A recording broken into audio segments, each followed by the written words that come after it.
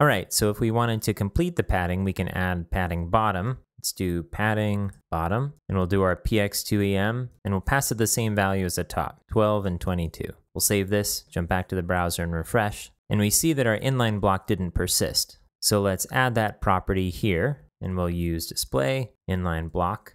This will affect all of our A tags inside of this navigation. We'll refresh, and there we go.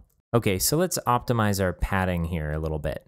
For one, we can bring all of these together into the padding shorthand. Also, I think we should start using EMs directly, because I think as we get a feel for what the EMs actually look like, we'll be better able to see at a glance what that EM value might be. So let's go back here and let's play with the padding a little bit. I'm going to inspect this element and let's do padding and let's give it 1 EM all the way around. So this is top and bottom, this is right and left. Okay, so top and bottom needs to be smaller. Let's go to 0.5. That actually looks pretty good. Left and right needs to be a little smaller. Let's try 0.8. Okay, that looks good too. So let's redo the padding value here, since our changes here aren't going to persist since we're adding the styles to this particular element. And let's do padding, 0.5 EM and 0.8 EM, and we'll remove our other padding lines. Save it and refresh. And now that that cascaded to our other elements, it seems like there's a bit too much space here. So let's try dropping that down a bit. So let's inspect an element